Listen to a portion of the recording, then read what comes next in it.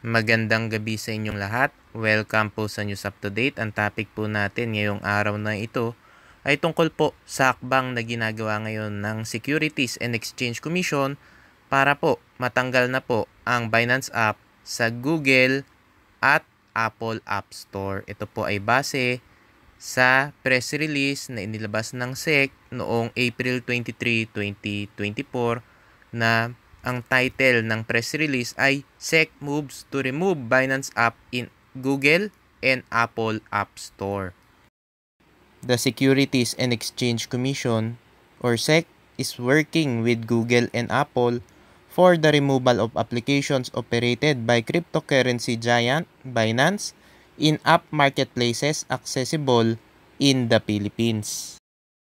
In separate letters addressed to Google and Apple dated April 19, the SEC has requested for the removal of applications controlled by Binance.com from Google Play Store and the Apple App Store, respectively. The SEC has identified Binance and concluded that the public's continued access to these websites or apps poses a threat to the security of the funds of investing Filipinos.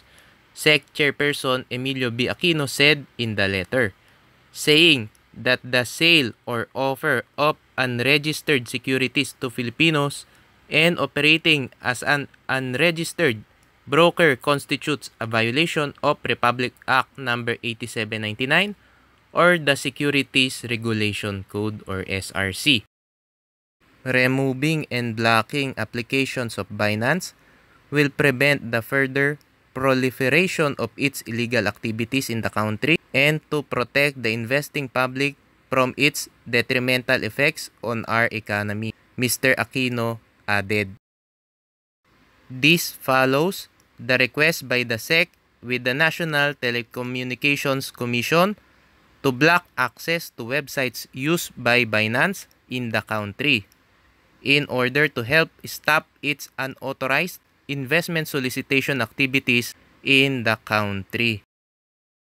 The SEC warned the public against investing in and using Binance, as well as started studying the possible blocking of Binance website and other online presence in the Philippines as early as November 2023.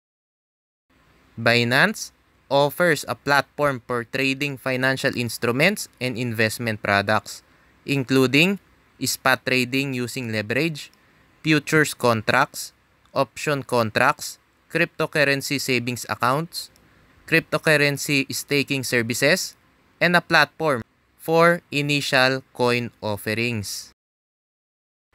It currently has an average daily trading volume of $65 billion, covering more than 402 cryptocurrencies with a membership of over 183 million, making it the largest cryptocurrency site in the world according to its website.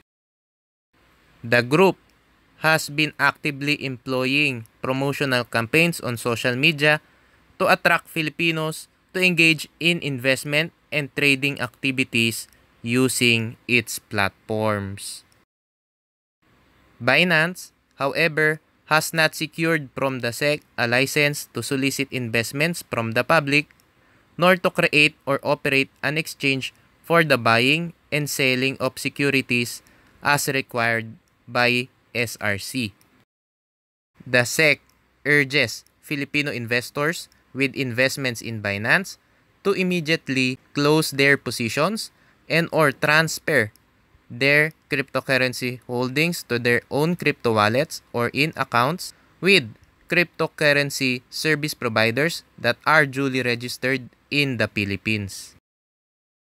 Mga kababayan, kung kayo po ay gumagamit ng Binance, ay i-withdraw nyo na po yung mga cryptocurrency po ninyo doon dahil po ipinapablock na po yan ng SEC sa Google at Apple App Store at yun daw websites ng Binance dito sa Pilipinas ay nakablock na.